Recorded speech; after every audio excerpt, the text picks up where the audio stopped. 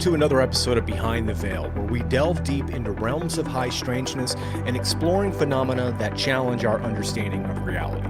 On today's episode, we have the privilege of hosting a distinguished guest whose lifelong dedication to unraveling the mysteries of the cosmos has led us to groundbreaking revelations in the realm of UFO research.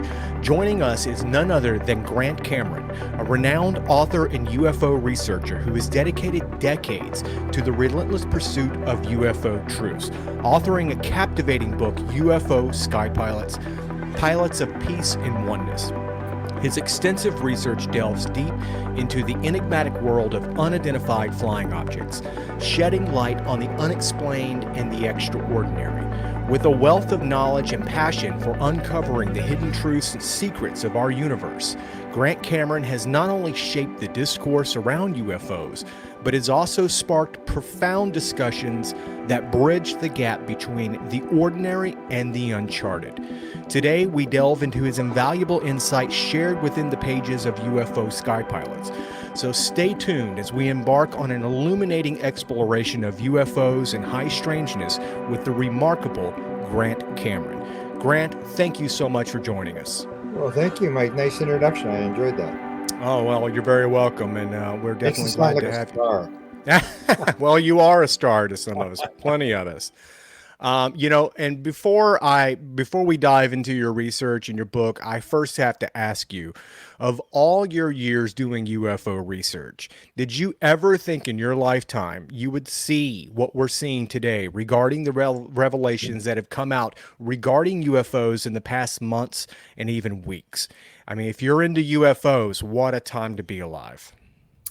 Absolutely not. I wrote a book, not a book. I wrote an article in 2009, I believe it was, called "The 64 Reasons They've Decided Not to Tell You the Truth." It was a pretty long article, and it went into all this thing. Not in a million years that I think this would ever happen. I was kind of shocked, even though I did get a warning before it happened. I got a warning in 2016 that this is going to happen by my friend Chris Bledsoe. So even then, I sort of doubted it, because you always hear these stories, I remember back in the Canadian government in 1954, they got messages from a being by the name of Alpha that was going to be a mass landing on the 500 bells, and all this stuff is going to happen. So you've heard these stories all your life. It's going to happen. They're going to disclose all this kind of stuff, and it never happens. And in the end, I don't think they've disclosed either. I think they've walked around this. I think they've sort of neutralized the UFO community, and the UFO community goes along with it because they actually believe they're getting somewhere. Like there's some credibility to UFOs now. And so our friends and relatives don't laugh at us as much as they used to anymore. But in terms of actually getting anywhere, all they've really done is gone back to 1947. They basically said, yeah, UFOs are real and we don't know what they are, which I think is very much true. And they've opened it up, but let's investigate UFO sightings. And I've been in this for 48 years. And I always say, after 48 years, this is going through grade 1 for the 48th time, and I say no, let's not investigate UFO sightings anymore. It's the same thing. It's like UFO sightings in a big way are like dreams. Mm-hmm. They're all different. Everybody has different experiences.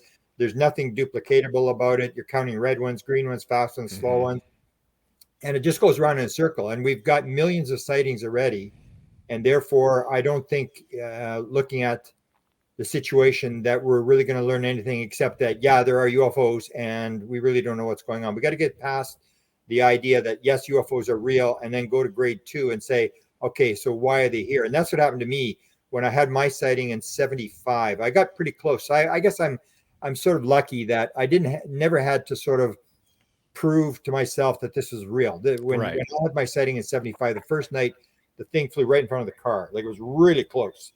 So there was no doubt what I was looking at. I didn't know what it was. I mean, but I knew it was nothing from this world. It was just so bizarre. Yeah. And then the second night, it came directly at me, and then it made a turn, and it sort of went back where it came from. And it was like maybe 40 years later, I'm thinking, like, why did it come at me and then make the turn and go away? It didn't make any sense. Why didn't it just go from there to there? Why'd it have to come at me and then make this turn and head off? Yeah. And as it was flying away, I remember I was so honored, because I always said when we went out to look at this thing, there's a bunch of sightings that were taking place. And I said to my friend, let's go out and see what they're looking at, because it was in the paper, and a local TV station that caught this thing jumping from the ground to 3,000 feet in the air in 1/8 of a second, caught it on film.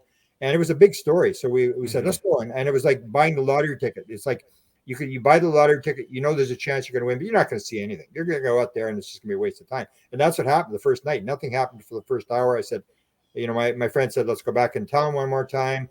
And I said, fantastic. It's been a total waste of time, and we turned around, this thing went in. But the second night as it's flying away, I remember I'm looking at it and I thought, wow, that's pretty spectacular.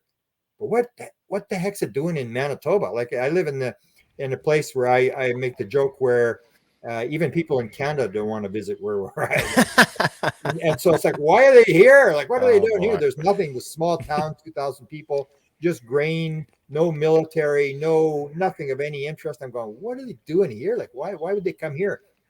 And it turned out later it had to do with nuclear weapons, I believe. Okay. But so was there a base there, or no? What happened was in 1975.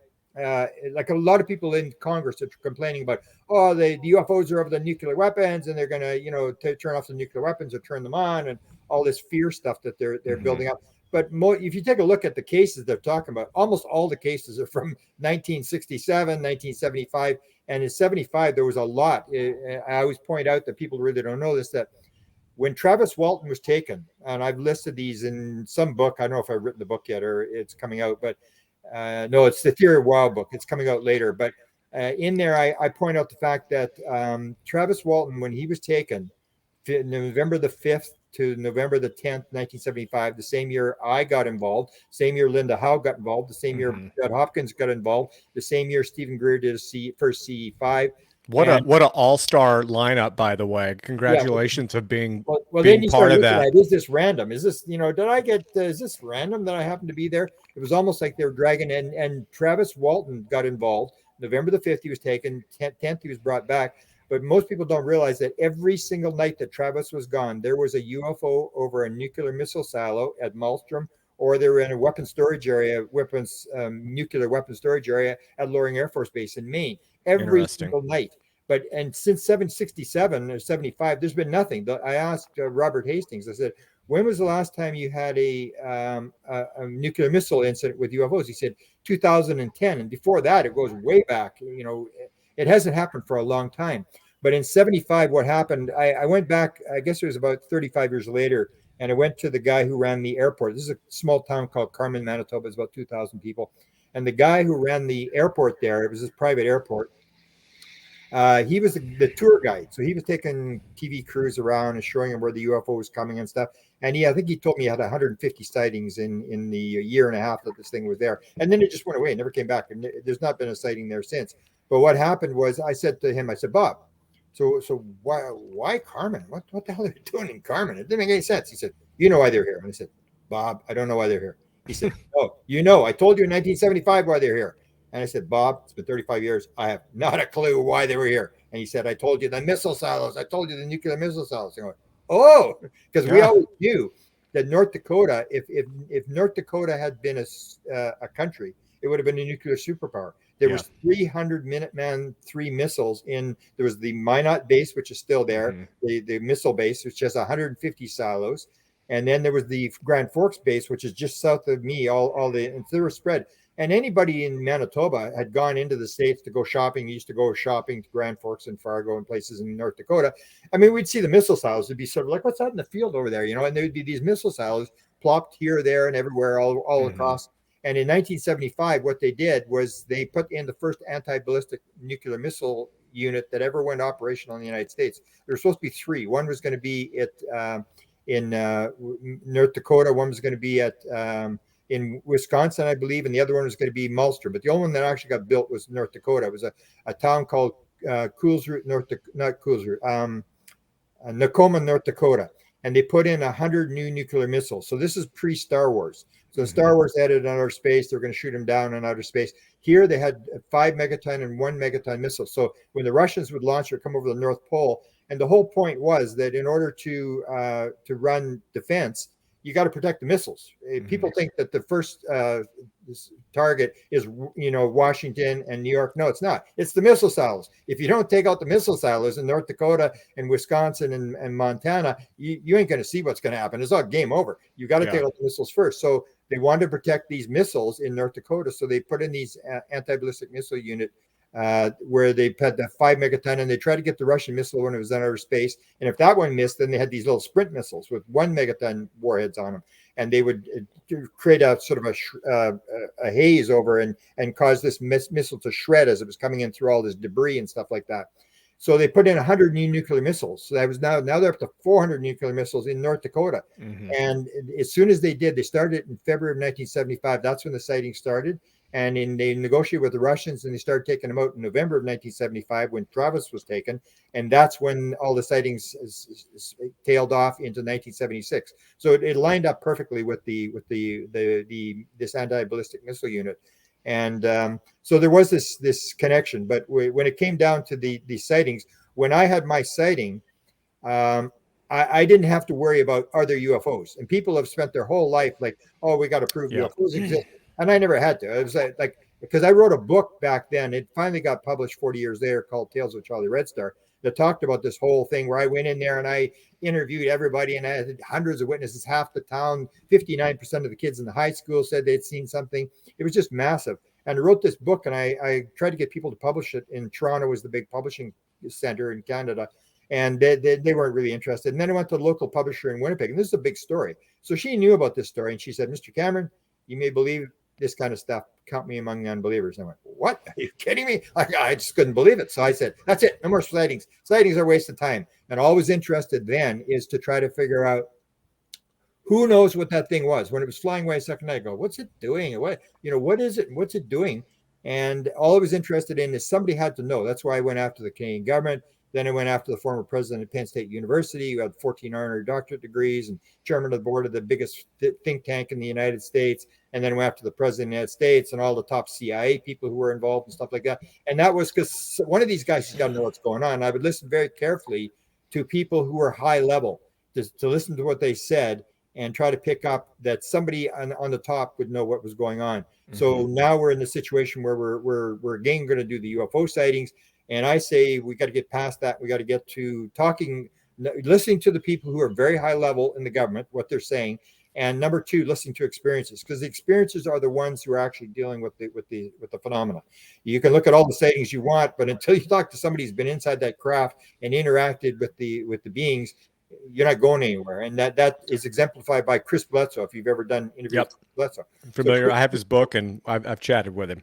Yeah. So Chris Bledsoe talks to Tim Taylor, the top guy from NASA, and I've talked to Tim Taylor, and Tim said to him, or he said to Tim, he said, "What's all you intelligence guys and military guys doing? It's upset my family, and my kids don't like this, and what are you doing on my property?" And he said, "Well, Chris," he said, "it appears that you got a contact with whatever this is. You got a contact. They seem to like you, Chris." And he said, "They don't seem to like us. They don't talk to us. So we're here to find out, what are they telling you?" And that's the whole thing is Ron Pandolfi supposedly had said, because we cannot control the phenomena, we watch those who the phenomena are interacting with. Well, speaking of that, speaking of Chris Bledsoe, how, obviously people who've had their finger on the pulse of UFO and looked into it deeply, it's constantly changing, and it doesn't always seem so nuts and bolts, so to speak. The high strangeness aspect to it, of all my years of looking into it, and even things that I've experienced some moments of extreme high strangeness, including orbs. I've had shadow beings in my room. I've had sleep paralysis. I've never seen an actual alien, quote unquote, but I've had some really dramatic moments that have all correlated, that seem like it all goes back to some type of UFO phenomena. But let me ask you this. Just like with Chris Bledsoe, he kind of sheds a light on a new aspect, a growing evolution of thought and experience with UFOs.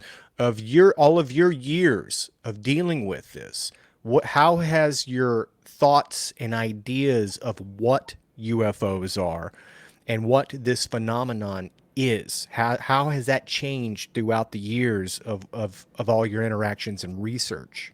Okay. Well, I've graduated like everybody else. I used to think since 75, this is ET, it's nuts and bolts, and the phenomena is morphing. So if you go back to 1896, when we discovered radioactivity, 1896, there's all these sightings, Western United States, and they were wooden ships with propellers and balloons and lights where they didn't have any batteries. They had these lights on them shining down and stuff like that. And they said, oh, from Mars. And so that Barbara Streisand's stepson, Chris Peters, is an experiencer. And what he told me is that what they told him was that when we come into your world, we go into your mind and we look around, and whatever's in your mind, that's what we use to create a lesson for you. We have no other choice. So in 1896, we just discovered the canals on Mars. And so these are Martians. And the question is, how many people would stand up right now and say, oh, yeah, there was 10,000 ships or whatever in 1896 and 1897, that these were from Mars, that these wooden ships flew through the vacuum of time and space from Mars to get here, and they were from Mars. And we go, no, there's no way that was. And in the 50s, we said, oh, they're from Venus. They were saying, oh, we're from Venus and we're from Mars and stuff like that. And then everybody started to realize, no, that couldn't be. The Venus is too hot. We discovered that, and Mars is too cold, and there's nothing on Mars and stuff like that. And then Betty and Barney Hill come along, and then they show the map, and so you've got this whole star map thing, and then it all changed again, and we got this idea, oh, they're from Zeta Reticuli, and then the Pleiades and Andromeda, and we went through that whole circus thing. So they were telling us they were from those, and then in 1963, the first sort of reference to the multi-universe appeared in fiction, and then suddenly we got this, oh, they're from the fifth dimension, the sixth dimension, interdimensionals, and that's the thing, they're morphing according to our understanding, but so is the rest of science. That's what we have. Is I do a lecture where I talk about the theory of wow, where we're looking at perceived reality. We measure things and we don't realize we're just describing things. We're not explaining anything. And you get now into this whole thing about, is there a simulated universe? Or as John Wheeler, the intellectual successor to Einstein at Princeton, said, I can 100% go along with the fact that the entire universe may be a figment of the imagination. And you get that whole thing. And this is the guy who came up with black hole theory and wormhole theory and all this kind of stuff. And that's what you're starting to see, is that our idea of reality is shifting and shifting and shifting and shifting. And it gets more complex. And we're starting to realize that everything is an icon on the desktop, that you really cannot see reality, that every time you look at it, it gets more complex. And that's what's happening with the UFO phenomenon. My big shift took place in 2012. This is the same time that Chris Bledsoe got his message. You have a burden in his yours to carry, when he encountered the Lady of Light. This is the same time that Ray Hernandez, a week after my experience, was Ray Hernandez has the healing of the dog, and he gets dragged down the rabbit hole. All those things happen at the same time. And my event was watching Colin Andrews in Phoenix, Arizona, and I call it like a contact modality, which Ray Hernandez came up with. And my contact modality has always been to walk, to just because I can't sit still, I can't meditate, so I'll go walking or whatever. And I'm with you. I have too much ADD for that. Yeah, so I zone out when I'm walking or something. So I was in this lecture with Colin Andrews, and the key thing was I wasn't interested in crop circles. Couldn't care less. But he's a big guy. I've never seen him lecture before. I go, oh, I should pay him respect. I should go watch his lecture. And I'm going, nah, I think I'll go across the river, and because there's all these lectures that went morning, noon, and night, and you don't go to all lectures. So I'm thinking, should I go? And I'm like, oh, well, I'll go see what it is. So I'm in there, and I have no interest in the lecture. I'm not even listening to him. I'm just sitting there. And that was when it came to me with absolute certainty. This has got to do with consciousness. That's 1975. That thing was flying away, and you want to know what is going on. What's the answer? And it came to me. They said, and it comes with anybody who's had an intuitive moment will tell you it comes with absolute certainty. And that's the difference between left brain, rational, analytical, guessing games, and the right brain. When you experience it, and that's what happens with the experiencers. Is 40% of all experiencers will say at one point during their experience, they knew the answer to everything in the universe. 31% of all people who have near-death experiences will say at one point during the experience, they knew the answer to everything in the universe.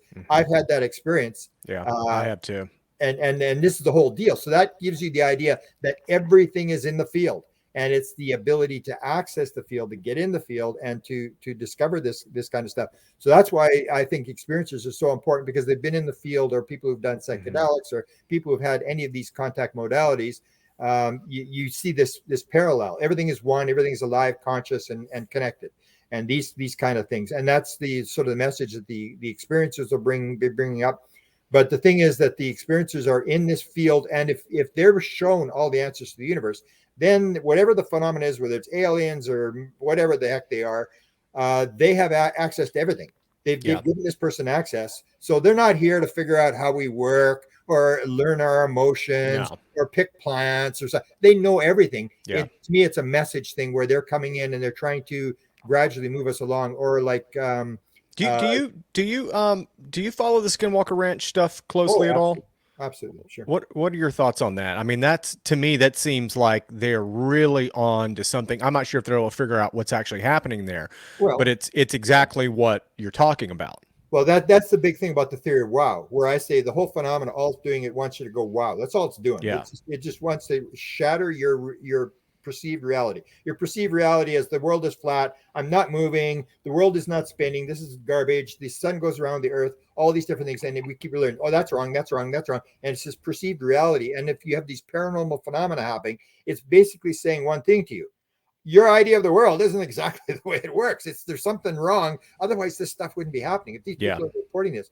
And so what Skinwalker Ranch is, it's the theory of wow, they're just doing this weird stuff. And I say, take a look at how it worked. It's raising consciousness to get people to realize that something's going on. Why did Bigelow buy the ranch? He bought the ranch because someone went into her kitchen, had a bunch of groceries, put all the groceries in the cupboard, went in the next room, came back, and all the groceries are back in the bag. And they put his 4 bulls in the trailer, and they had the postal auger 50 feet up in the cottonwood tree, would just disappeared and went up. And Bob Bigelow said, that's pretty weird. I think I'll buy the ranch. And then he buys the ranch, and he's discovering all these weird things. And then he lets George Knapp and Colton Callagher write a book about it, and it sort of becomes famous. And then the people in the Middle East, all the military people, DIA people, read it in the Middle East, and they say, hey, we're going to go check this place out. And they go and do an investigation. And I say they weren't looking for UFOs, because if you look at Jacques Vallée's diary, 96, 97, he said, there's no UFOs here. What are we doing? This is a waste of time. There's no UFOs. Everything but UFOs. So they were doing all this paranormal stuff, and that's what they wanted. The DI wanted to know, how do you put a bull inside a trailer? How do you get in somebody's head? How do you rip down the cables off a camera and stuff like that in the view of another camera? And that's what they're doing, is they're raising the consciousness to realize there's something weird. But it's almost like Jim Semivan said. He's one of the guys I think you should listen to. Jim Semivan said, I love Jim Semivan. Yeah. So he has the experience of the beings in the room, and he gets really upset. He's all upset about this whole thing. And I always, if I had a chance to talk to him, I'd remind him, if you hadn't been abducted, there would be no disclosure, because that's why there was disclosure, because Jim Semivan brought Leslie Kane into Washington and gave her the story that went in the New York Times. He's the guy that he was called Mr. Big, or the Mr. Big, what they call him, the big man in Washington. And what he said, in his experience, he was upset. He said, they drag you along, they tease you, they take you so far, but they never take you home to meet the family. And that's how the phenomena works. You're never going to get the answer. They don't want you to get the answer. They will actually sabotage you before you get the answer. They're just dragging you along. Or I just gave a lecture at the MUFON conference, and I had this example, and Mike Clown came to me and he said, I'm now his PR spokesman, because he tells the most important story I think I've ever heard when I heard him say this. He gets pulled out of his body he's getting regressed by Yvonne Smith out of Los Angeles, and he's regressing to an event that happened in Utah, where he's sleeping on the side of the road, and this thing, he gets pulled out of his body, and there's this craft, a round craft sitting on top of them, this hill, and he goes inside the craft, and he's with these beings, and they tell him, you volunteered to do this, and he gets all upset, like, you didn't tell me it was going to be like this, and all this stuff. And then Yvonne asks him, he asks Yvonne, ask me about the owls. Ask me why I'm so obsessed with owls. So after that whole event is over about him getting mad that he's volunteered for this, and starts his owl book 2 days later, she says, oh, so Mike, what's with the owls? And Mike says, he starts channeling. He goes, the owls are not important. The owls don't mean anything. I actually interviewed, we interviewed Mike Cleland. I got his book too. It's fascinating read. Yeah. And that's what he says. The owls aren't important. The owls don't mean anything. Right. The owls are a symbol that's attached to a door. It's the door that's important. Yeah. And you go to the door and you say, hey, what's this owl doing on the door here? And they go, hey, I wonder what's behind the door. And you open the door and you see this vast unexplored universe behind it. And so what they're doing is you're moving you from one door to another. So the UFO is the same as the owl. It doesn't mean anything. All the UFOs are different. What they want, like, why do UFOs have lights on them? So you can see them. They want you to see them. They want it's obvious. Yeah. What the heck's going on here? Why did they do cattle mutilations? Or I said to Linda, Linda, why did they take every last drop of blood out of the cow and do these bizarre cuts and stuff like that? And why? Well, because if they didn't take every last drop of blood out of the cow, nobody would pay any attention. They want it to be really weird that you can't get it out of your head. And they want people to take photographs of it because they're sending symbols, they're sending messages, they're trying to drag us along. It's like the example I use is it's easier to pull a wet noodle than to push it.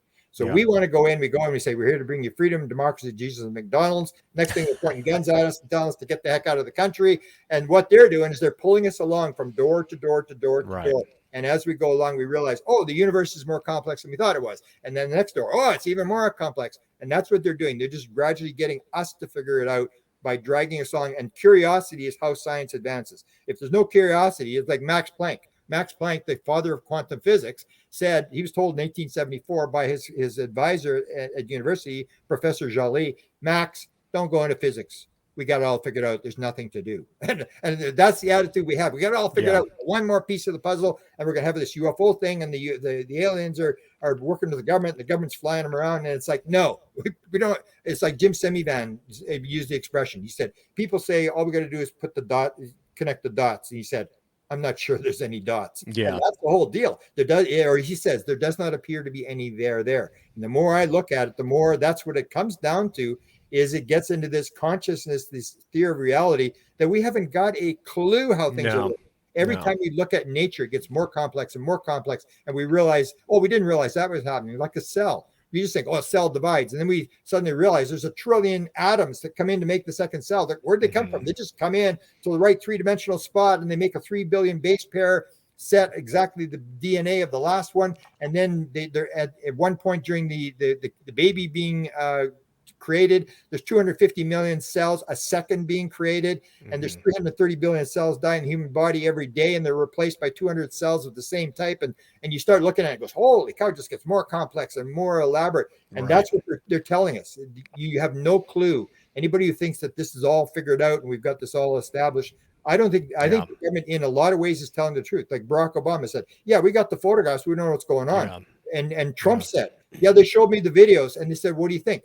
I'm not sure. So, I mean, if they actually knew the thing, why would Trump say, oh, I don't really believe it. Right. He saw the videos, and you can have the videos, you can have the crafts, and you can have the bodies, and you can still not know what's going on. And that's what comes down to this book that you mentioned, the aliens, the UFO Sky Pilots, is in the Wilson leaked document, which I was the one that forced it out. Speaking of that, I was going to mention synchronicities, but this entire interview has been nothing but synchronicities, because you've been talking about people who I've been heavily involved in, and I was going to ask you about the Wilson Davis document. So I had to just bring that up because that was literally going to be my next question, was about, I just thought it was interesting because this whole interview has been nothing but interesting synchronicities. Well, then we're heading in down the right road. We are. So let's get into that. The Wilson Davis documents. For people who don't know what those are, what was your role in that whole moment of that even coming to light?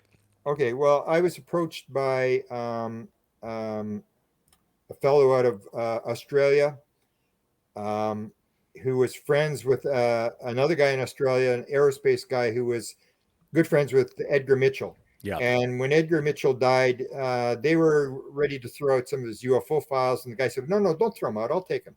And one of the documents was the Wilson the Wilson document. The Wilson document is the supposed conversation. It was a memo that was written by Eric Davis, who was the chief physicist or the chief scientist for NIDS. And in the time of NIDS, they were working on everything. They're working on the alien autopsy. Is that real? Holomorphic base film, triangles, cattle mutilations, and the whole deal of, was Wilson briefed in 1997? Did this whole thing? Stephen Greer goes there with Edgar Mitchell, and he's all upset that he's trying to get to the bottom of this. He can't get to the bottom of this, and the whole deal was that he learns He gets to the bottom of it, and then NIDS sends Eric Davis there, and they're trying to get him to talk. And Eric Davis talks to this head of intelligence for the Joint Chiefs of Staff back in the day. Now he's got a different job, but he Admiral talked Wilson. to him, and this was Admiral Wilson, Thomas Wilson, and he basically tells Eric Davis all this material. Eric Davis puts it in a memo. It goes to Bob Bigelow, and all these people had the document. If you listen, Leslie Kane had the document. Jacques Vallée had the document. Everybody's sitting on the document. And when I saw it, when I was given the document, it was to sort of get it out. So I said, well, I'll put it in a book. And then I thought, I knew Eric Davis. I was working with not with these guys, but I was talking to all these guys. They're also like, people I knew. And it was like, I don't know if I can cut their throats. So then I think, but I got to get this thing out. That's my key thing is. Yeah, it's kind of a big deal. What's the point? It's like the Bible says, what profit of the man if he gains the whole world and loses his own soul? I mean, if you don't get it out, what's the point? Yeah. So I managed to get it through an AI expert guy, a friend of mine, who put the thing out, and it sat on the internet for quite a few months before anything was before it was discovered by Richard Dolan, made it famous. But in there, at the very end, there's a couple of key things, and one was they said there are no abductions, and everybody said, it's counterintelligence, disinformation and stuff. I go, no, that's what Kit Green said. That's what Mitchell said. There's an event, but is it what people think it is? People are misinterpreting what's actually taking place in the abduction. But anyway, it said that, and then it said, and we have a craft, and we think it'll fly. And as soon as I saw that, I said, the story's true. The story's true. There's always been the story for decades that they have a craft that's completely intact. And they were given the craft, or I don't know how they got it. They were given it or something. It's totally intact, and they can't turn the thing on. And so when I heard they've got a craft and they think it'll fly, it was clear, because I'd already done some work with experiencers who were flying the craft, is you need a conscious interface. It's like your fingerprint on your cell phone. You need someone to put your hand on the craft in order to have the conscious interface. And if you haven't got that, you're not going to turn the craft on. So you can have the entire craft. And that sort of backed up the fact that they actually have a craft and they can't turn it on. So that's why I say you can have the bodies, you can have the crafts, you can have whatever you want. It's still not going to answer a great deal of questions. Where are these things from? What's actually going on? Because if you look at ports, which was a big part of the Skinwalker Ranch thing, things were appearing and disappearing and stuff like that. I mean, if you can make a turtle appear, or flowers appear, or make the groceries move, I mean, you can drop a body and make a body is like the same. You make it out of like the same. You drop a coin or whatever.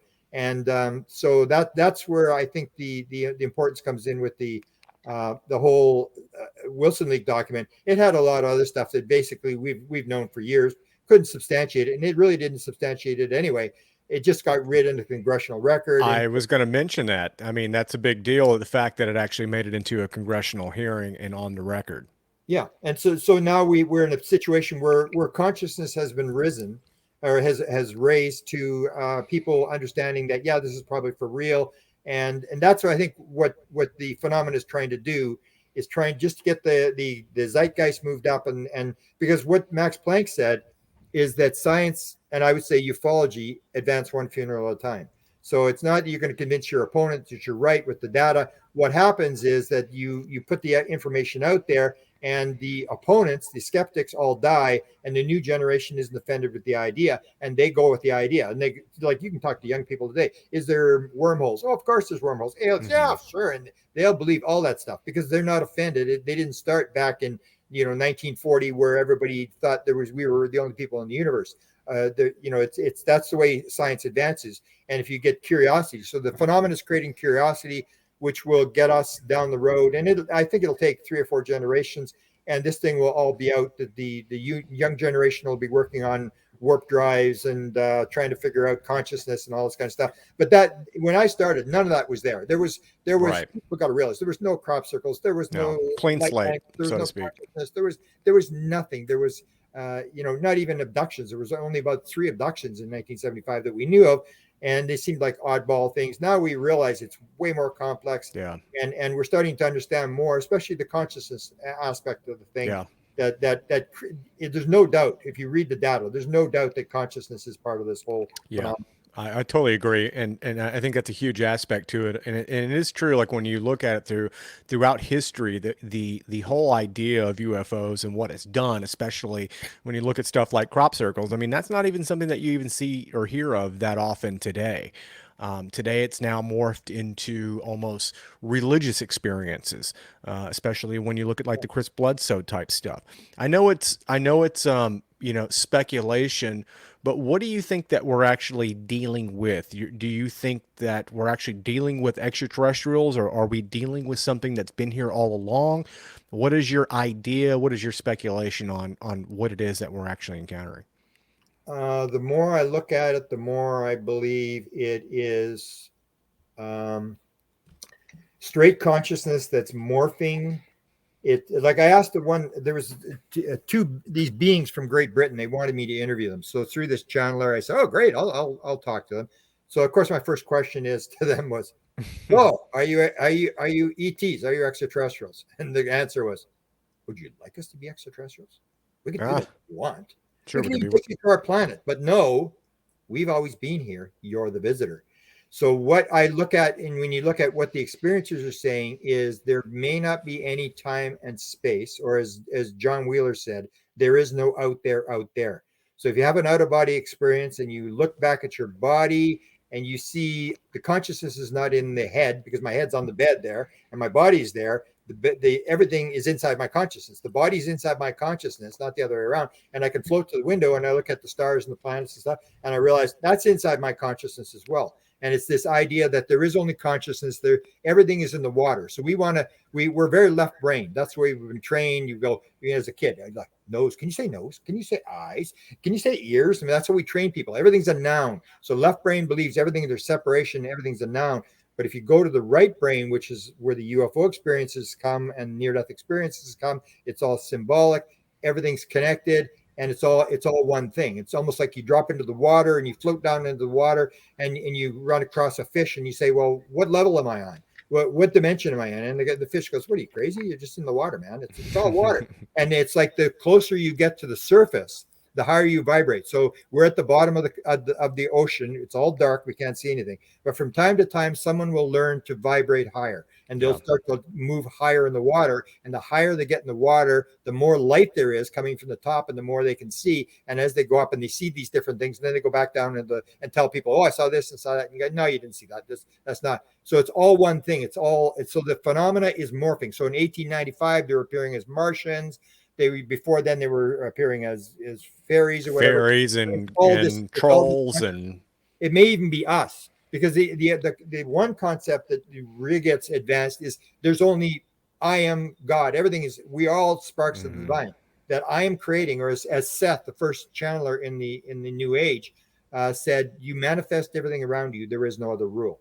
Now, if that's true, it's this whole idea that you're creating all this stuff, that you're manifesting all this stuff. Right. As hard as it is to believe, but we're moving in that direction with the simulated universe, the holographic universe. We're moving in that direction where we're starting to realize, hey, the physical world may not even exist. Yeah. What is actual reality? And that's what I think they're trying to get us. They're just trying to move us to this understanding that we are in charge of this whole thing. And when you get the consciousness thing, where, for example, when I had the 36 people who flew the craft, and they all synchronistically came to me. Like I nobody else had these people. They all came to me, Yeah. and so I would ask them this thing, and they would say this very key thing, almost this idea of it's within you. They would say, like my friend Ron Johnson from Utah, he'd say, they'd say, "Where would you like to go?" And he'd say, "I want to see the Milky Way from a distance." And they say, "Okay, sit in the chair." So you either put your hand on a panel, you put your hand on a ball, or you put your hand in these chairs. And there's Hmm. finger holes in the end of the chair or something like that. And so he said, "Sit in the chair. It's going to take about 1 second. Okay, Ron, it's within you. Go within yourself. Imagine where you want to go. You have to do that. When you're ready, then we'll go." Or the person say, "Then push the button." The one Yeah. woman is told, "Push the button once you see it inside yourself."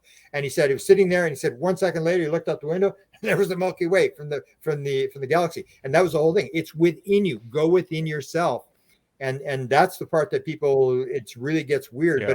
But that's why I say it's going to be 3 or 4 generations. So it's this whole idea that we are them, they are us. We are all the same thing. And it may be just like a play. For example, I say, when you die, according to these sort of new ideas, when you die, you're going to go, oh, it was a dream. I was just a puppet. And the whole mystical thing is remember who you actually are. Yeah. Remember, you're just a puppet. Because you played Elvis Presley in grade 12 doesn't mean you're Elvis Presley now. You're not. You played him for a little bit. So when you die, you suddenly realize, oh, that was a play. I was a puppet on the stage.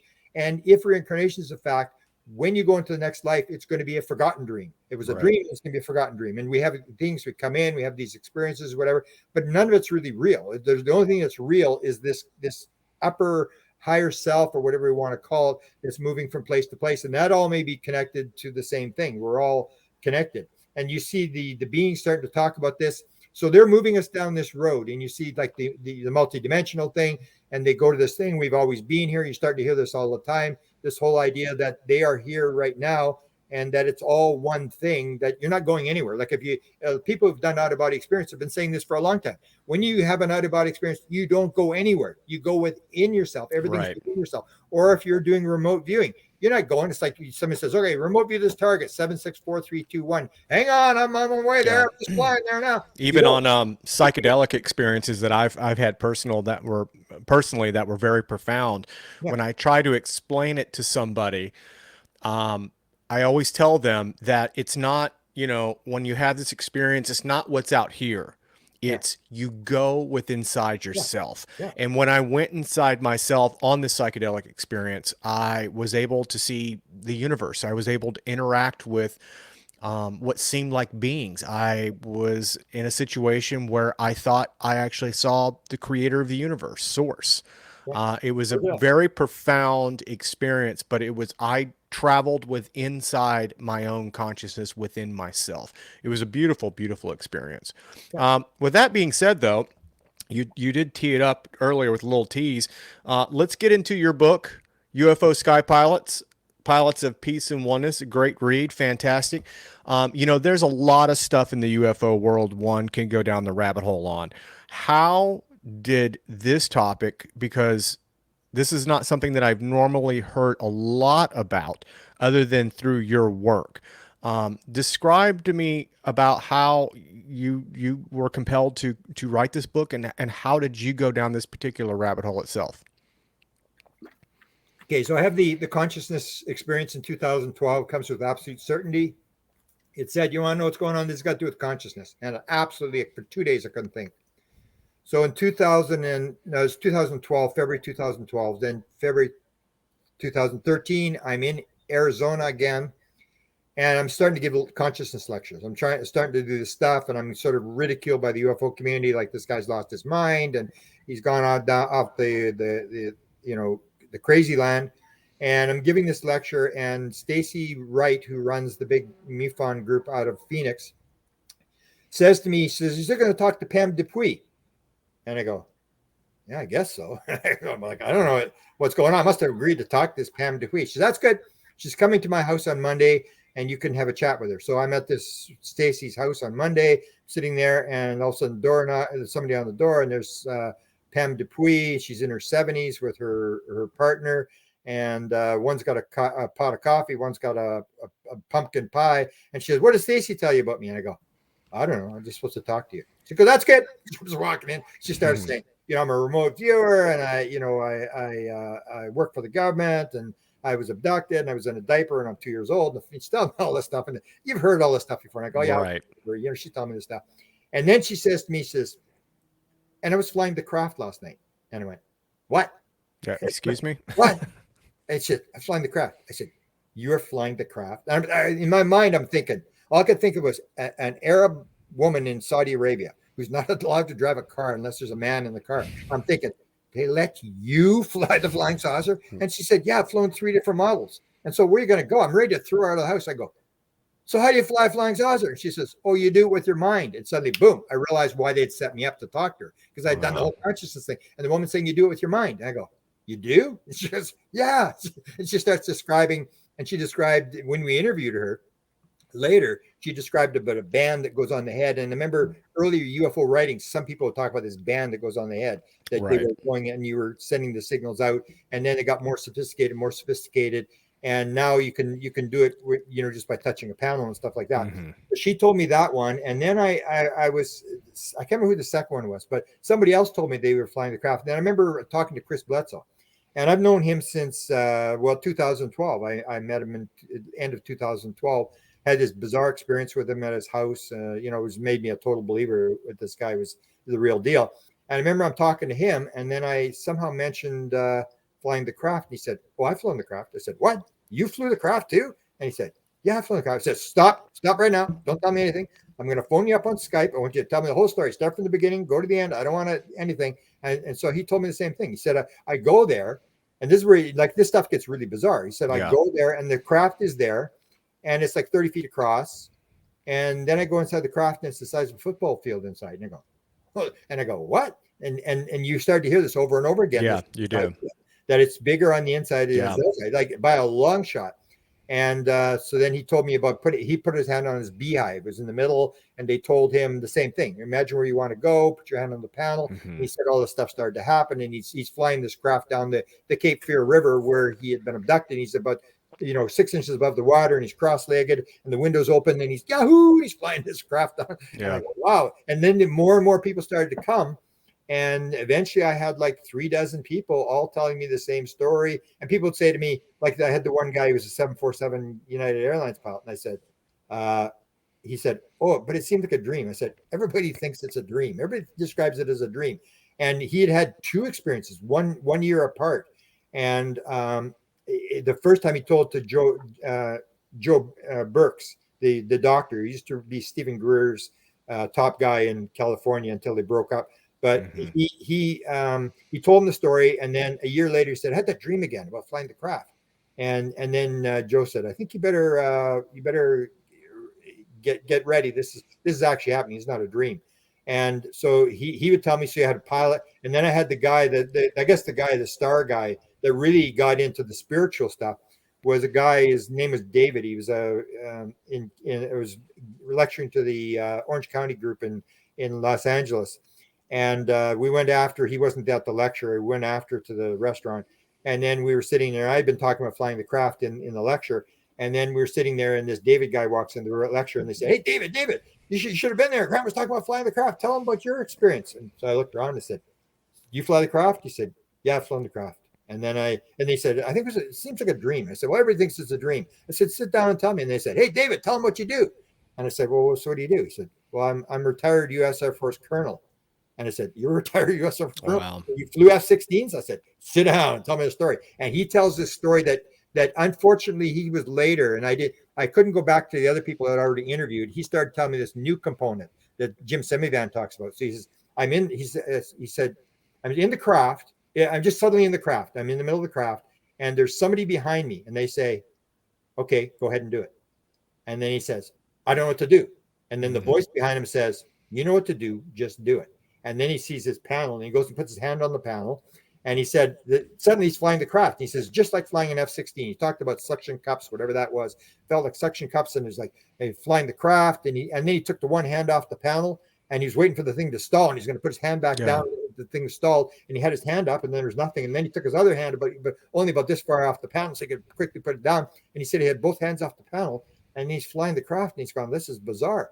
And he's the one that when he's had that thing, and I started to get these people who said there was somebody behind them, and they didn't know who it was, and they were getting instructions for somebody. So I remember I asked Whitley Strieber, because Whitley Strieber had flown the craft, and he was going to steal it. He was sitting at the panel, and he was thinking he was going to steal the craft. He said, I'd like to steal the craft. Because I asked him, I said, hey, Whitley, did you ever have people stand behind you? You couldn't see them, and they're instructing you from behind.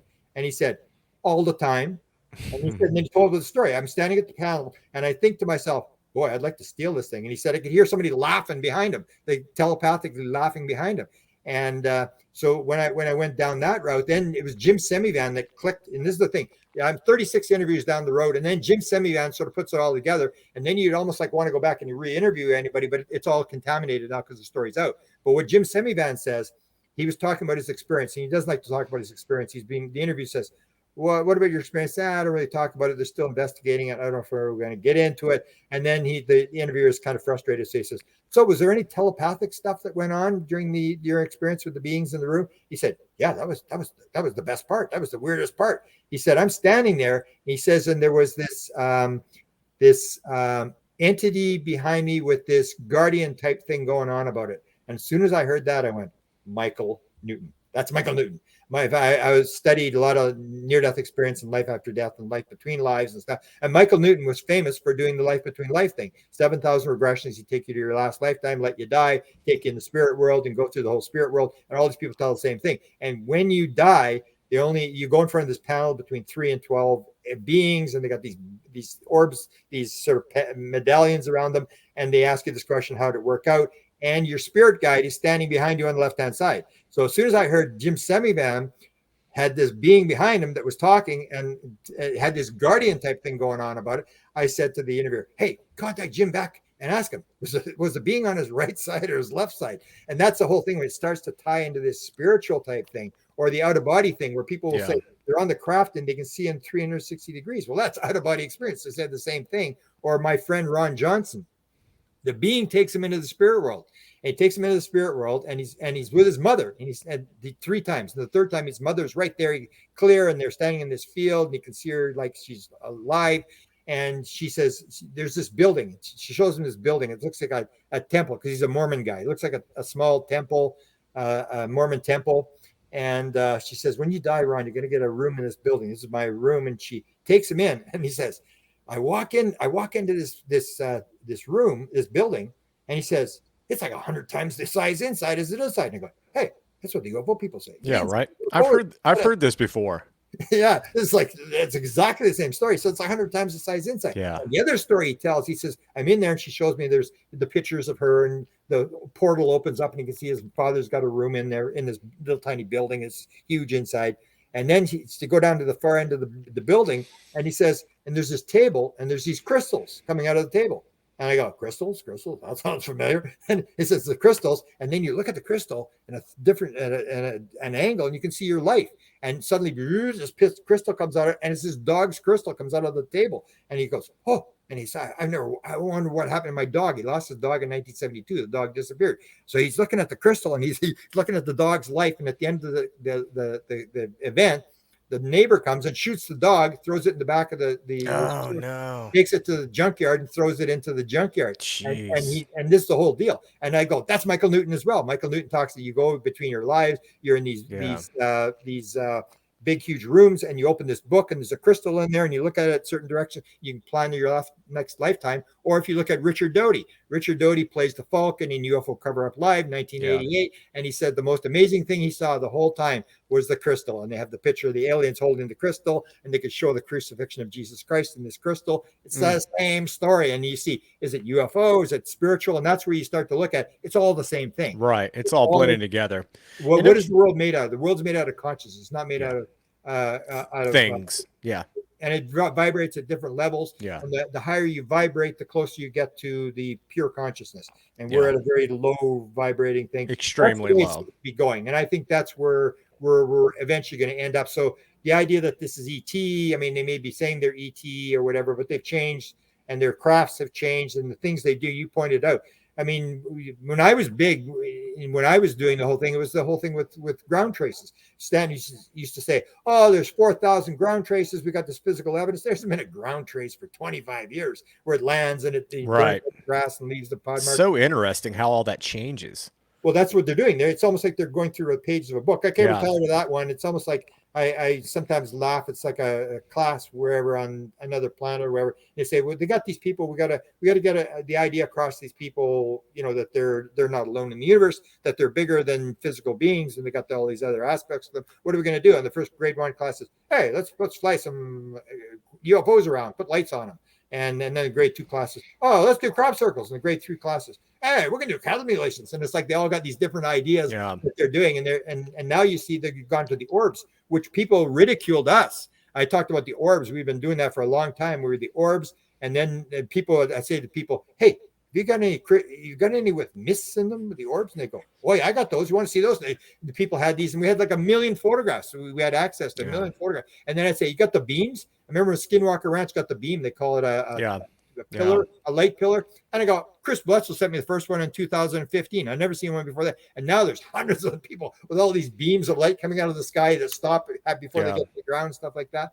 And people ridicule it. And you see this, everything advances one funeral at a time, because now Bob Bigelow went on Jeffrey Mishlov's show, and he said, just watched that, and I have been telling everybody that I know, you got to watch that, because he hasn't been very vocal. He's been off the radar for quite some time. And that interview wasn't really anything that we didn't really know, anybody who really follows it.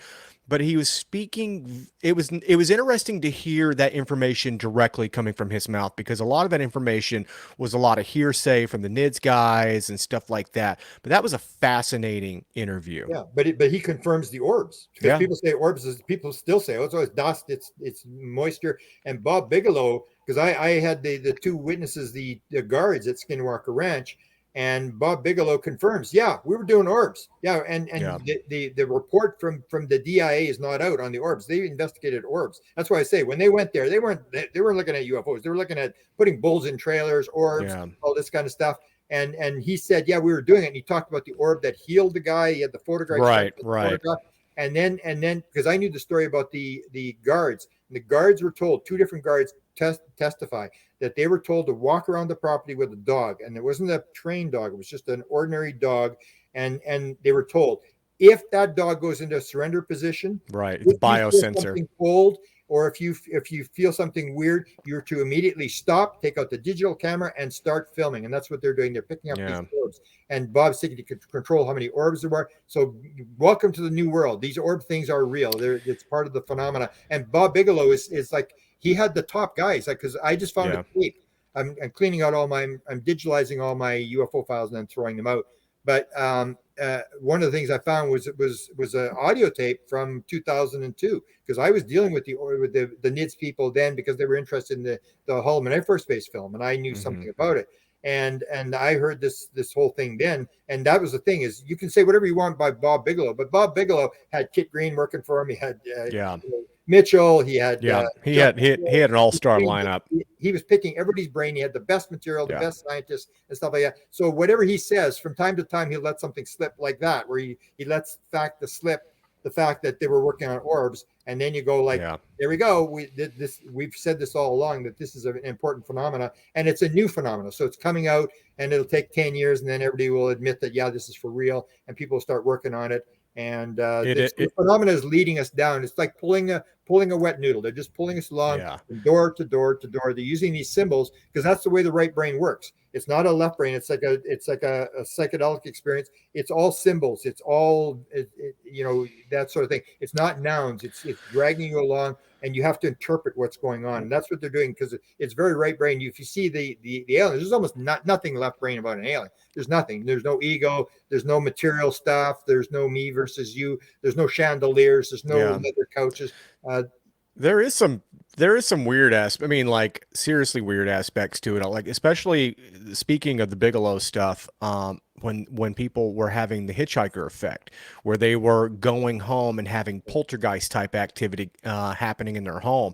And I think one of the really striking aspects about all of that was some of the creatures that they were seeing, some of the people that were out there, NIDS people that were going home, and their families were encountering these, I guess you could technically call them a werewolf or a dogman type creature, where they were seeing these demonic werewolf type creatures lurking in their backyard. Didn't do anything physically to them, but I think in a couple of instances, one was leaning up against a tree. It was like clawing the tree, and it actually left physical evidence that it was actually there on the tree. Wow.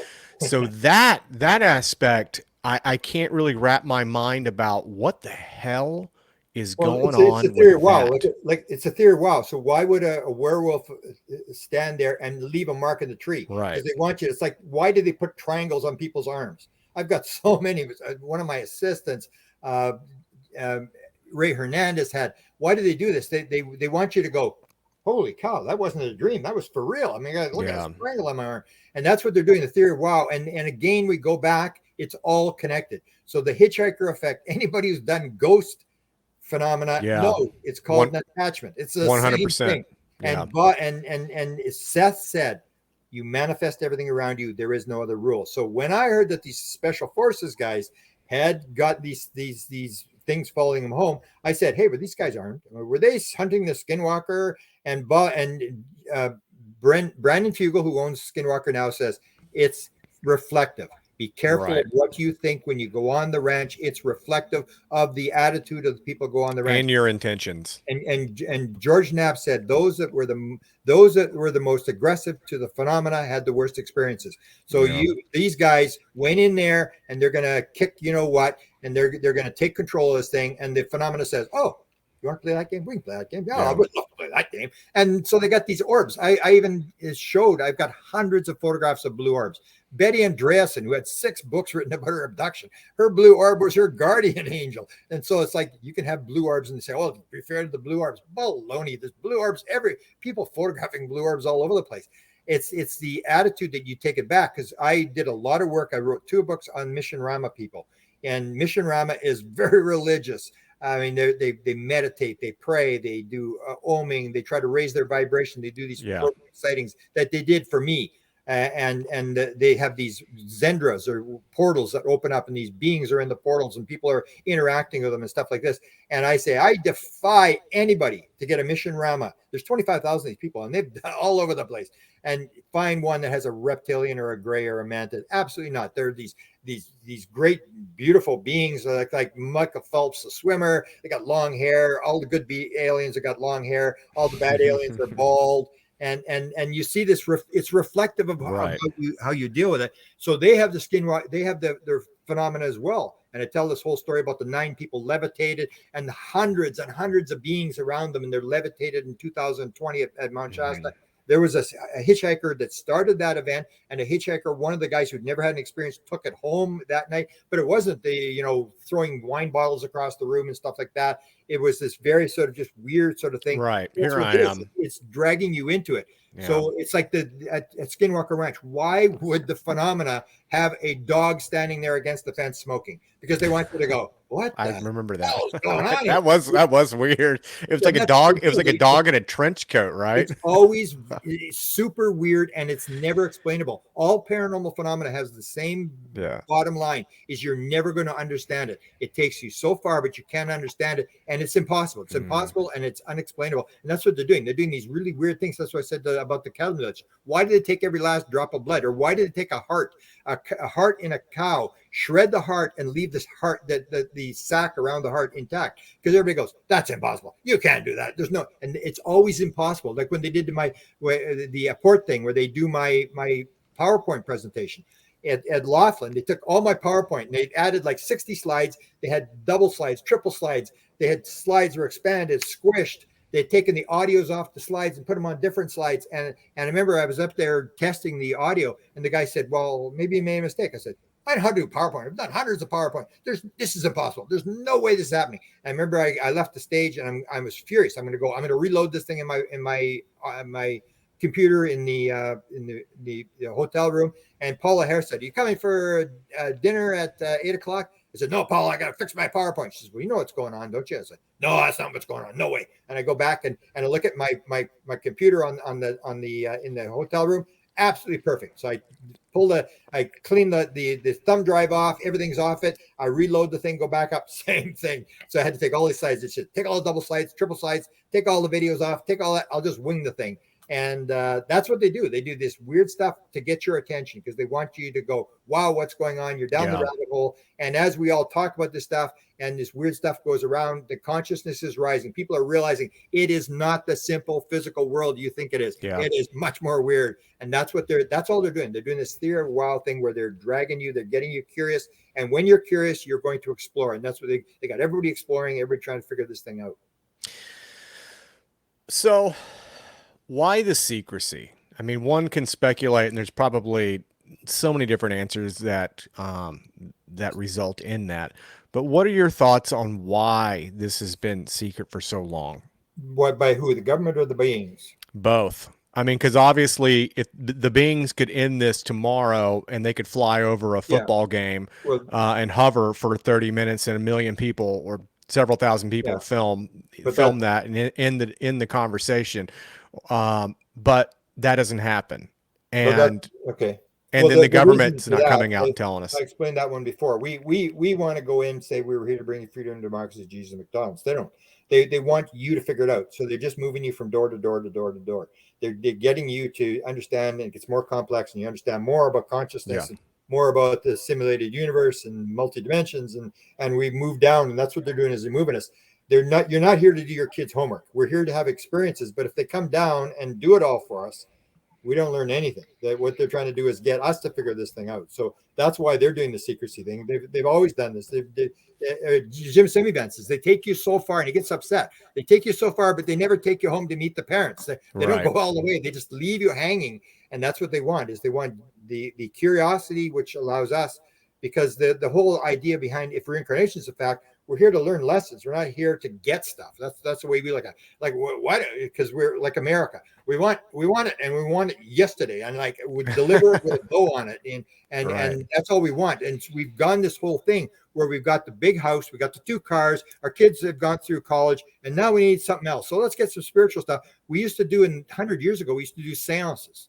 Now it's like we're going to do UFO stuff because it's entertainment. Yeah. It's like we're instead of watching a movie, let's go. Hey, there's a C5. Maybe we'll go look at something, and it's all exciting, and everybody goes out, and it's like a picnic, and a lot of people are doing it for curiosity, not curiosity, but just entertainment factor. Yeah. And that's what kills us. Is that once it's like supposedly the attention span now is on Twitter and things like this is 17 seconds. And if you've ever been on a bus and watch people on their phone, it is 17 seconds to go.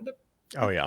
And then they'll stop and read for a second. Yeah. And that's what they're doing is the attention span is so limited that nobody's figuring anything out. They're just interested. No. And so even if they hovered over a football stadium for 30 minutes, it would get 15 seconds on Twitter and everybody be on to the next thing. Well, the next and you can look at Grush's congressional hearing.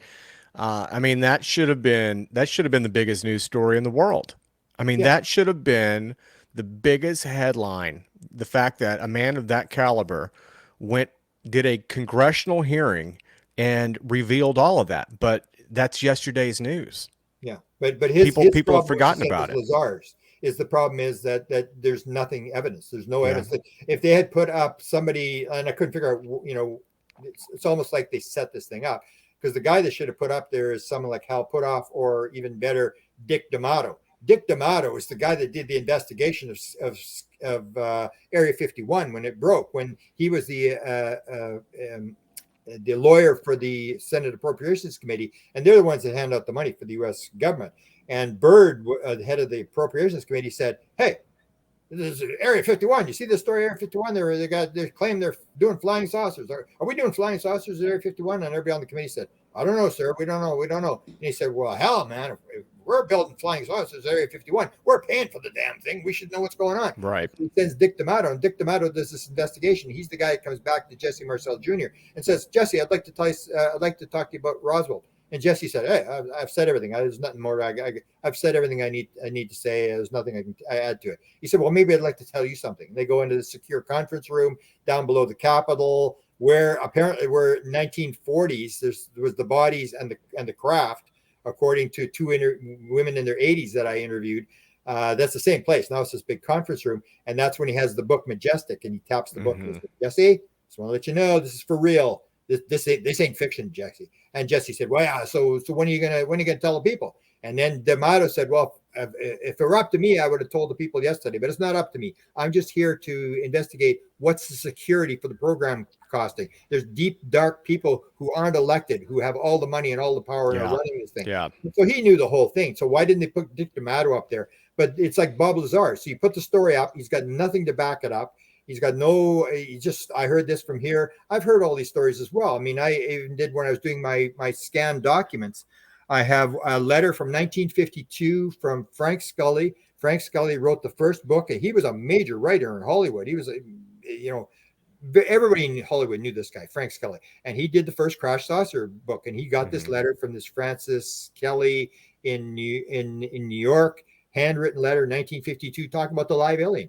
And I mean, nobody was talking about aliens till 1978 at Dayton, Ohio. I was there. Before 1978, nobody was believing it. The one book came out, nobody believed it. So you have this same story. It's like there's a crash, the bodies, whatever. There's no evidence to back it up, and just moves on to the next story. And another guy comes up and tells a story. Bob Lazar comes, and I say Bob Lazar was on the base. There's no doubt Bob Lazar was on the base, because the second interview that he did for EG&G when he went on to the base, the first question they asked him is, so what's your do you know John Lear? What's your relationship to him, and what do you think about him? So they knew before he went on the base that he was friends with John Lear, who was putting out the underground alien base stories and all this sort of stuff. And John Lear was very famous, but he was a total nutcase. So what they wanted is they wanted him to tell the story. They wanted the story to float around, and nobody would know if it's true or it's not true. And it's like John Lear, John Lear, don't listen to John Lear. It's just and so for the story, John Lear had it in December of 1988. It wasn't broken until May of 1989,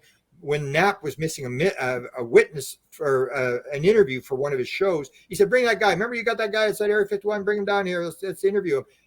So John Lear had the story for like 6 months. Nobody listened to him. Nobody believed anything. Yeah. Only when Knapp, who had reputation, put it up. But even the Bob Lazar thing, it all blew up, and they knew it was going to blow up. So they let him on the base. They knew he had a pirate flag, and he was doing all this weird stuff, and he was in the brothel and stuff. And they figured, perfect guy, same as Grush. Grush, they probably knew he had this background or whatever, and they said, let him go up and do this. Even when he first came forward, and he was going to come forward, Ron Pandolfi said, I'll bet you a cup of tea that a year from now, this will all be it'll all blow up. And he's exactly what happened. He said, the reason they're letting him talk is because he's got nothing concrete to say. And he's going to make the water. And that's what they want. So they just throw more stuff. What they would do, and I remember they did with the Holloman Air Force Base film. So Bob Emenegger, who was involved, and he had the film in his hands, he told me it was May of 1971. As soon as I put that out, then suddenly Linda Howe gets told from Richard Doty, no, that's not right. It wasn't May of 71. It was 664. And the aliens got lost. They were White Sands, and they got lost. They went to the wrong place. And it's like, yeah, really? And so now it's like me and Linda are fighting about what's the date for the Holloman film. So that's what they do in order to muddy the waters. They don't kill you. They don't need to kill you. All they do is just put a second story from another reputable witness that has different details. Then we all start fighting about the details. But until you've actually got hardware, we don't have any hardware. We don't have any, because that's all classified material, and nobody's going to come forward in classified unless in a classified setting. And then you got the congressman may know the 8 top people. But it's classified material, and so they can't even get into a skiff with this guy. I mean, the thing about Grush, though, to his credit, is the fact that he goes, "I know where this stuff is. I can walk you to it. You just got to give me. But people you just got to give me the authority to do it." We had George Knapp had the one. We knew it was at the hangar 18 at Area 50 at Wright-Patt Air Force Base. George Knapp had the witness. He had the woman who was taking the tapes when they were moving the stuff from Wright-Patterson to Area 51. She was the steno, and she was going to go forward, and she got the message and said, we know you go to visit your daughter in Los Angeles, and you go through the desert, and we'd hate to have something happen to you in the desert. You're still under security clearance. And she just disappeared. So there's always been people who claim they know where it was. Like we say, it's under Area 51, it's at S4 and stuff like that. But in terms of Gresh going there, he's not going to be able to go there because he can't get inside Area 51 or wherever the facility is. Or where these are at. He knows where the programs are at, allegedly. Well, he claims to know where the programs are. He knows where. He may be telling the truth, but there's been piles of people who've claimed they know exactly where it is. Yeah. We had the thing with the YYK2, this whole story of the 1952 guy that was working with the live alien. He said New Mexico, and it was always the story. It was YYK2 was at Los Alamos. That's where the live alien was kept. And even Ron Pandolfi, when he first engaged a guy by the name of Dan Smith says, well, where are you going? He said, I'm going to Los Alamos to talk to the live alien. And he said, what? And that was 1991. Yeah. You put the stuff out and it floats around. But until somebody's substantiated, the problem with the government, the other reason the government isn't disclosing it, as Wilbur Smith, who ran the Canadian government program, says, no minister in his right mind is going to reveal something that he has no answers to. So it's like, don't get it near me. They don't have any answers. Yeah, they got hardware, they got bodies, they got crafts, and it's a game of cards. It's a game of bluff. The It is. Russians and the Chinese have got it. And if you put your cards down and say, this is where the bodies are, this is where the crafts are, all the satellites, when Jimmy Carter leaked the stealth fighter story, when he was running for re-election, and they told the story that as soon as he leaked that, boom, the Russian satellites started going over California, where the satellites were being, or the stealth was. People were furious because it gives away where you're doing, what you know, Yeah. and put it on. And if you give the Russians the 20% they need, the Russians say, okay, thank you. Now we've got the whole thing. Everybody's playing cards because nobody has all the answers. And until you have all the answers, you're not going to put on the table the most highly classified secrets in the world. Well, and it's also becoming quite evident that, people used to think that this was just a U.S. thing, that the U.S. was one in charge of the cover up and everybody else was completely ignorant. But that doesn't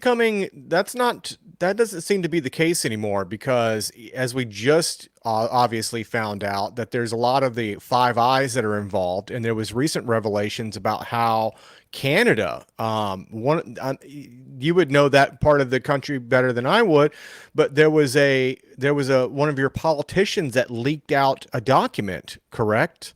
And I forget the gentleman's name, but basically McGuire, yeah. So, McGuire's who it was. Can you elaborate on that? Well, I was involved with McGuire. I can tell you one story that involves the Americans, but when that story came out about the Five Eyes, then of course I went to CSIS, which runs it's like NSA in Canada, and I filed. Have you talked to David Gresh? I want all the documents on discussions on UFOs and such topics with the Five Eyes, and it came back to me, and it was basically like, go to hell. Like, if this existed, it's the same. It's a classic letter. If this existed, it would be classified. These are the rules. We do not discuss this kind of material. And it was just a denial of a denial.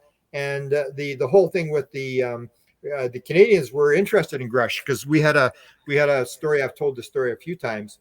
I was sort of involved. I went to McGuire and I said, you talked to Lou Elizondo. Why don't we do this in public? Why don't you talk to him, but this time in public?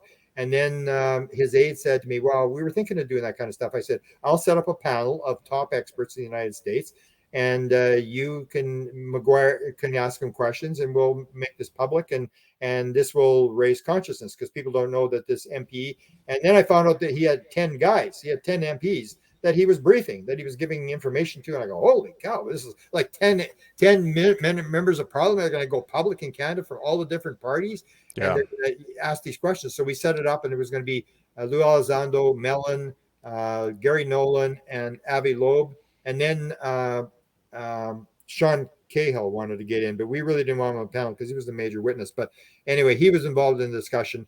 And then they started this whole nonsense with the evil alien thing. So the thing was that we should they would give this briefing. We said, we don't want a briefing. We just want you to answer questions from these 10 MPs. And we're going to make this thing public. We're going to go YouTube or whatever. And then they didn't like the host that we were going to have to run the thing. And they disputed that. Then we had the second meeting. They came in, and that's when they started on this military thing. Like, they're going to give these guys a briefing. We said, well, we don't really want a briefing. We just want this to be public. These guys are going to come forward. And then they said, well, you get military witnesses, and they say that they're interfering with our airspace over the land that we stole from the natives, the Indians, and you get that, and then you put them in front of the committee, the same as they're doing in the United States. You put them in front of armed services, the intelligence committee, and say it's a threat to national security, and you better do something. The aliens are going to eat us, and that's what you do. You try to create a threat, and then you can walk away with a suitcase full of money. If there's no threat, who cares? And so we said, well, we don't have any military witnesses. We don't have any of that kind of stuff. And so, well, yeah, and we said, and then the member of Parliament's aide said, well, that's not how it works. We're trying to explain to them how the Canadian parliamentary system works, and all the committees are run by the government. So it's not like you have a committee with the opposition running it, and they can bring in and spend money. They can't spend any money. They can't do anything. They can't bring people, and we're trying to explain this, and they just couldn't answer. They kept going on this thing about, how they were going to, this military thing, and we said the Canadian Parliament, the Prime Minister's science advisor is watching this whole event. And this is going to provide cover for the science advisor to the Prime Minister, that once these MPs come forward and they say, we're interested in this thing, then we want something done. Then the science advisor to the Prime Minister who runs the country says, oh, okay, we'll do a UFO investigation and we'll make it public. So this is coming out next spring. They're going to do this UFO Okay. investigation, but it's going to be a big scam again. But anyway, Sure. they're Just like it is in the U.S. yeah, but they were supposed to be public. But well, we'll give them a hard time when it comes out because the Canadians already did the investigation. Yeah. 1950, they were told by American officials, flying saucers exist. It's the most highly classified subject in the United States. Mental phenomena is involved. There's a small group headed by Vannevar Bush. Top secret memo.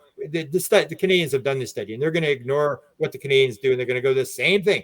Oh, where should we investigate UFOs? Where should you send the UFO investigation, the sightings and stuff? And it's going to be the same stupid go to grade 1 thing again. Yeah. And anyway, so they wanted, but it was going to be a scientific investigation. We kept saying it's going to be a scientific investigation. We don't want to do the military thing. It's a scientific investigation. That's what the Canadians want to do. And that's when Chris Mellon said, that's the poison pill. I'm gone. And that was it. It was over. It's like, they're gone. We're not doing anything. And they said, oh, Cameron's going to make a big spectacle out of this. And damn right, they're going to make a spectacle. Of course, they're going to make a spectacle out of it. Why not, right? Everybody had a YouTube channel to broadcast it. And it was going to be as big as we could make it. And they said it was going to be a big spectacle. And they were going to do this sort of briefing and show them how to put the fear of God into the Canadian military or the Canadian Parliament and get money and get this thing going. But it was all from this angle of the military threat thing, which you hear that more often than not, which is it irks me every time I hear that. But I guess that's if you're a hammer, everything's a nail, right? Yeah, and if you don't have a threat, they're going to tell you don't let the door hit you on the way out. I mean, you got to scare the living daylights out of these guys. It's like the whole thing with the military, with the nuclear weapons. There hasn't been one for 50 years. Yeah, and they're hyping this stuff up. And if the beings do have shut down all the nuclear missiles, we should get the Nobel Prize this year, next year, the year after, and from to eternity. They should get the Nobel Prize if they are able to shut down all the nuclear missiles around the world. God bless them. Yeah, God bless them. We only got a few minutes left, but I wanted to ask you real quick because when you were talking about the Chris Bledsoe story and you went there and you had interactions, do you mind elaborating on that? What did you experience there with him? Okay, so I met him at an event called The Gathering in 2012. A rich guy out of Philadelphia brought in, almost like Bigelow, brought in all the top people around the country and brought his family in and then asked questions. And it's like, I'm not nuts. Like, look at all these experts answering all these questions, whatever. So we were brought in. That's where I met him. I really didn't know his story. Yeah. I basically dealt with his wife. What year was this? Do you know?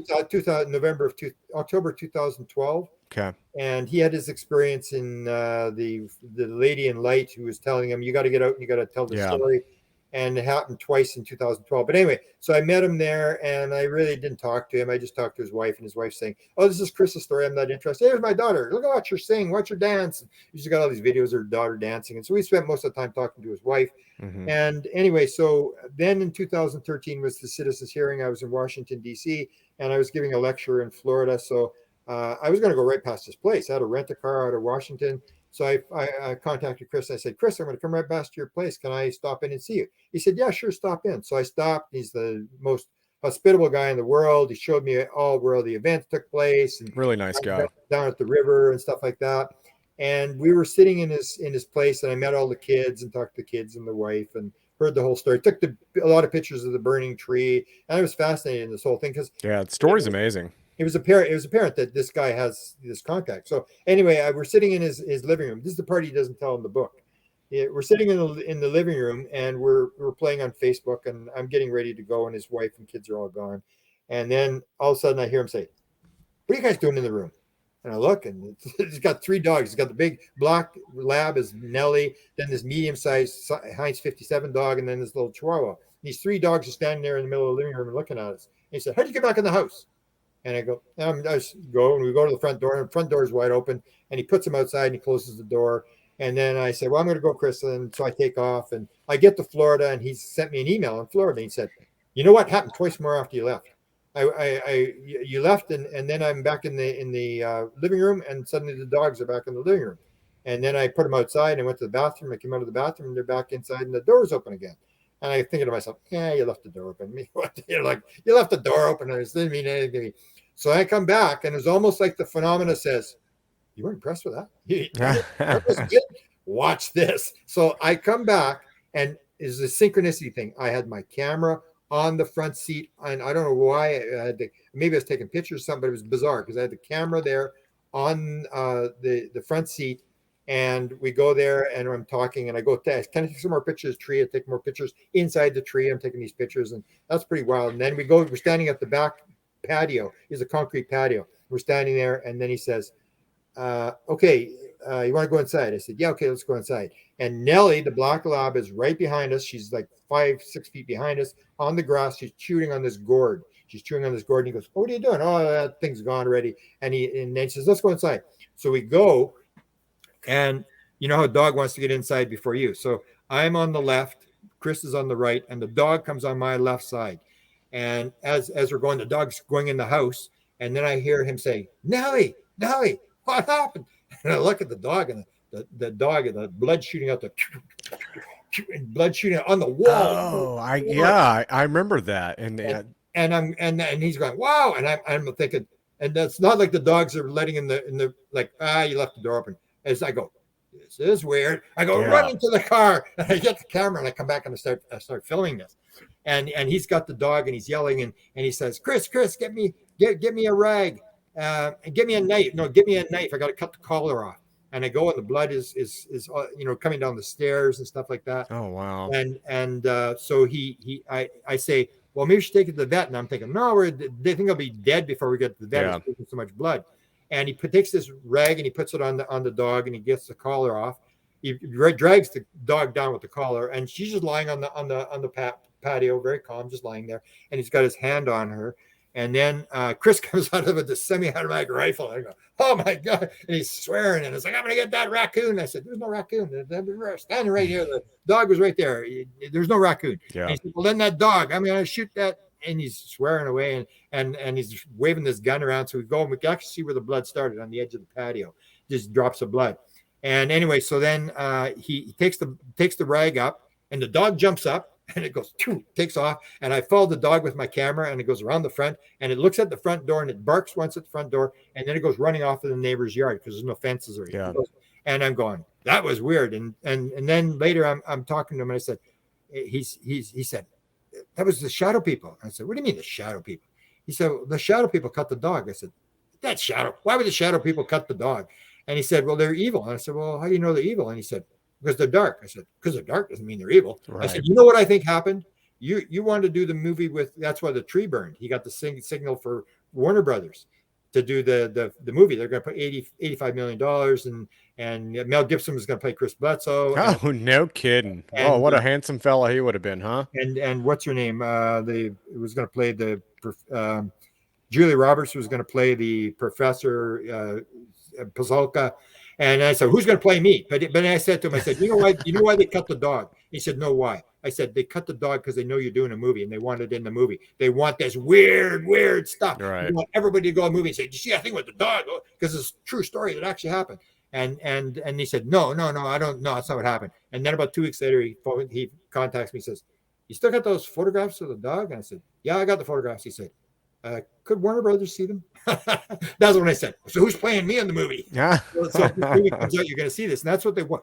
That's where this theory of wow comes from. They burn the tree. It's totally impossible. It burns 3 times in 6 hours. Didn't the wound heal itself? Well, that's when he was able to heal. That's what they said. He and his father checked the dog that night, and they couldn't find a cut in the dog. I know. It was just I didn't realize you were there for that. Boy, and the thing was, when I as it was finished, I had these light colored pair of blue jeans on, and I looked, and the blood was all down the side of my leg. There was no blood anywhere else. Down the side of my leg, and it was almost like, watch this. And I was the center of attention of this thing, of the blood. And then I kept the thing for a couple of weeks, and then I thought, I'll wash it. I took photographs of the blood on the blue jeans. I washed it. All the blood came out. There was not a spot of blood.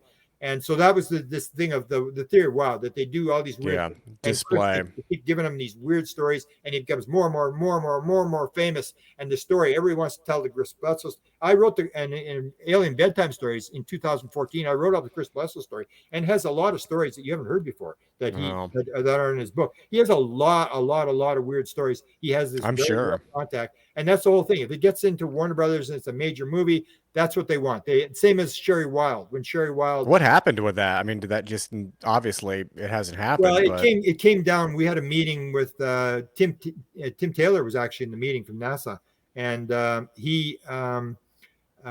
they were all advising him. He'd come to this meeting, and there's all these rich guys in the room. I was the only guy doing money, and they're advising him about this movie, and they're all the money and stuff. He's going to get 2% of gross and 4% of royalties and stuff. And they were saying, no, don't take royalties. There's got $20 for a pencil. You're not gonna make any royalties. And they were all advising him what to do. And all Chris was interested in was that he got control of the movie. That they wanted to change it. That they, like when Tom DeLonge wanted to do the movie, they're going to give him.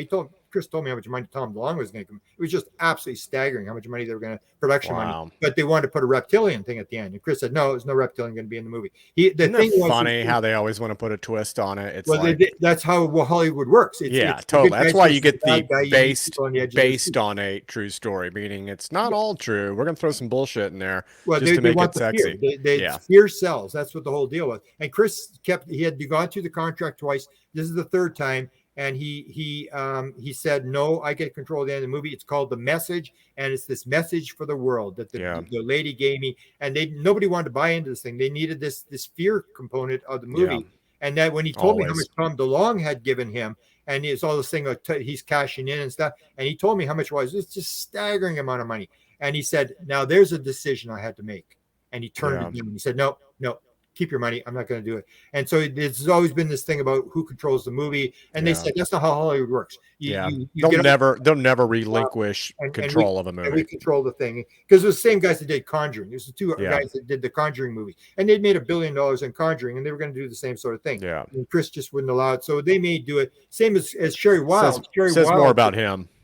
Sherry Wilde wrote a book called The Forgotten Promise. It was the same thing. The being her being said, Sherry, have you forgotten the promise that you made? And she woke up at the typewriter. She's typing this thing, and she's going, why am I typing? What am I doing here with the word program open? She looked, no, I'm not doing that. No way. And it was her story. And then Da said, yes, timing is everything. She said, I'm not writing your damn book. There's no way. And she ended up writing the book. And then she said she's telling the story. I always make her tell the story every time I interview her. Tell me the story about driving in the car where they showed you the video. And she says, I'm driving in the car. And she says, all of a sudden there's this screen, 3D screen, and it's got this whole deal about her as a little girl around this tree or whatever. And she's going, I'm driving. I can't. What is this? This is pretty good. What is this? And they said, it's the first scene to your movie. So they're trying to get her to the movie. That's what they're trying to do. They're trying to raise the consciousness through movies, through weird stories. And unless the story's weird, it's not going anywhere. That's why they do the really weird stuff with the dog smoking the cigarette, because everybody goes, hey, did you see that? That's supposed to be true. I think in these days, it's got to be weird to get people's attention. Yeah, that's how they know. And the beings know how it works. So they're just dragging people from one door to another. It's all symbols. The UFOs don't need lights on them. They don't need to mutilate cattle. It's all these weird things that get people talking and get people doing movies and documentaries, and they're raising the consciousness, and it's working. Eventually, we're going to be at the point where people are going to realize this is all for real and this weird stuff. And then hopefully we get to the point where we start looking at how does this weird stuff happen? Yeah, it's for real. We're still at this point where we're keep recycling the sightings and trying to prove to our friends and neighbors that we're not crazy and stuff like that. We got to get past that and realize that there's all these messages attached to why they're doing all this weird stuff. Well, Grant, I guess we're going to get close to wrapping it up, but is there anything that people should be looking out for? Any new books that you're working on? Any type of new work people can expect from you in the near future? Okay, I do a lot on apports. I've moved almost away from UFOs. I do apports where things appear, manifest. A lot of experiencers, psychics, ghost people. Things will appear, disappear, or stuff. Coins, all this kind of stuff. I do that. I just wrote a book called Weird, The Paranormal World of Apports and Manifestations. I do a lot of that, and I'm following these physical mediums around and trying to get confirmation that this is for real, that you get some IR, infrared stuff in there, forget the black light and all this sort of stuff. And I'm doing a book called The Theory of Wow, where I go through the whole thing I look at all the phenomena and tell you, this is just wow. That's what they're doing. Yeah. Whether it's the ghosts or whether it's it's all the same phenomena. It's all consciousness is all the same thing. It's like in the Bible, they always say the glory, and glory to me was always a wow. That was like God's wow. That's the bottom line to the whole wow. The theory of wow is, I said to Paula Harris in one of the lectures, I said, this is like a circus. And she said, it's not a circus. Don't call it a circus. I said, yeah, it is a circus. It's like Jesus. If Jesus hadn't walked on water, fed 5,000 people, raised Lazarus from the dead, you would never heard of the guy. You do the circus, and then you put the message out. You got to get people's attention. And you do it with this weird stuff. So I'm doing that, and there's one other book I'm working on, which has escaped me. I always have like 3 or 4 books going out at a time, but I've moved a lot away from the UFO thing and into this aspect of consciousness and Sure. how does reality work. I'm actually going to start a YouTube Yeah. channel called the search for true reality or something to that effect. And that's the whole deal, is how does reality work? That's all we're realizing here, is it doesn't work the way you think it is. And as we go along, it gets more complex, and they change what they're doing, and we think they're from Mars and we think they're from Venus, and it just gradually moves up until now we're into this idea. We're starting to understand the fact that it all may be like a simulation, that we are part of this thing, and there is no physical world. It's all here. It's all now. There's almost like John Wheeler said, there's only one electron. His theory, there's only one electron,